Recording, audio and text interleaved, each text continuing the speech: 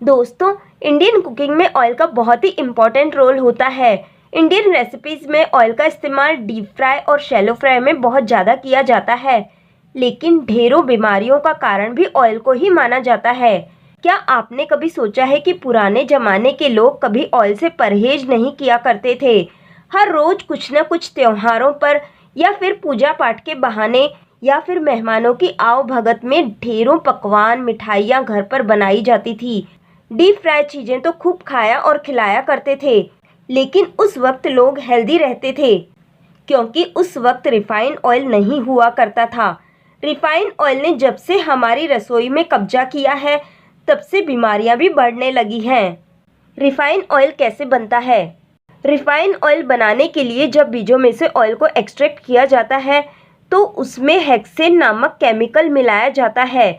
उसके बाद जब ऑयल निकाला जाता है, तो उस ऑयल को रिफाइन करने के लिए उसे 6 से 7 बार केमिकल प्रोसेस किया जाता है और इन प्रोसेस के दौरान ऑयल को बहुत ज़्यादा हाई टेम्परेचर पर भी लाया जाता है, जिसकी वजह से ऑयल के सारे पोषक तत्व नष्ट हो जाते हैं। इन प्रक्रिया के दौरान कॉस्टिक सोडा का भी इस्तेमाल किया जाता है। इन सभी प्रक्रियाओं में ऑयल का चिकनापन खत्म हो जाता है, ऑयल की नेचुरल सुगंध और उसका अपना रंग खत्म हो जाता है।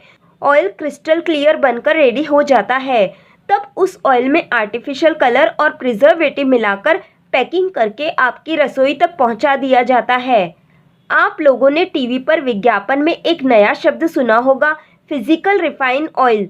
स्पेशली पतंजलि कुकिंग ऑयल के विज्ञापनों में फिजिकल रिफाइंड ऑयल बताकर लोगों को गुमराह किया जाता है, क्योंकि फिजिकल रिफाइन का भी प्रोसेस सेम होता है, सिर्फ एक स्टेप कम हो जाता है।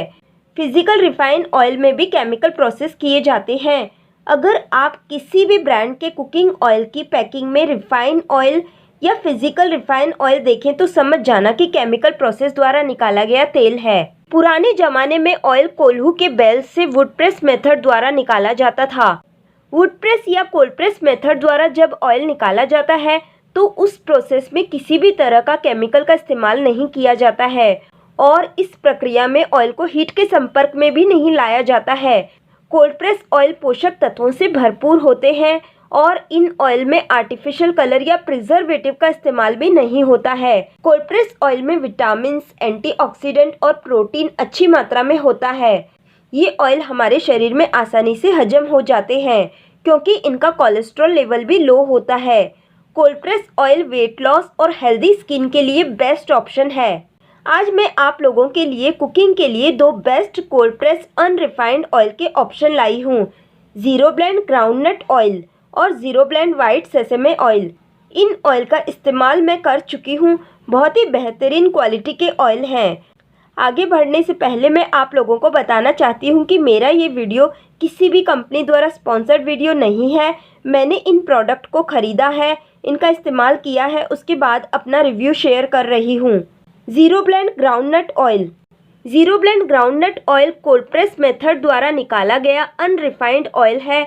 ऑयल की क्वांटिटी है 500 ml और इसकी कीमत है 319 rupees.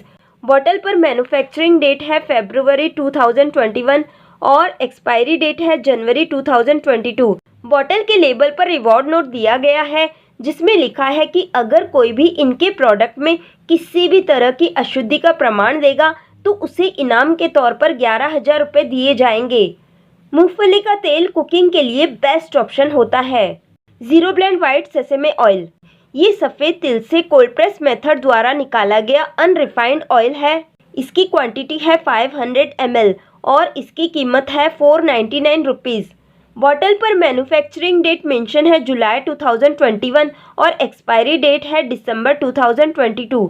Zero blend white sesame oil आप कुकिंग में भी यूज़ कर सकते हैं और हाथ पैर की मालिश के लिए भी यूज़ कर सकते हैं, क्योंकि तिल में कैल्शियम भरपूर मात्रा में होता है। तिल का तेल आप बालों में भी यूज़ कर सकते हैं। आप ज़ीरो ब्लेंड ग्राउंडनट ऑयल और zero blend white sesame oil खरीदना चाहते हैं तो इसकी लिंक नीचे डिस्क्रिप्शन बॉक्स में मिल जाएगी, आप खरीद सकते हैं। उम्मीद करती हूँ कि आप लोगों को मेरा ये रिव्यू पसंद आया होगा। अगर इसी तरह की और भी जानकारी पाना चाहते हैं तो प्लीज़ मुझे लाइक कीजिए, शेयर कीजिए और मुझसे जुड़े रहने के लिए मुझे सब्सक्राइब जरूर कीजिए। थैंक यू दोस्तों, थैंक यू।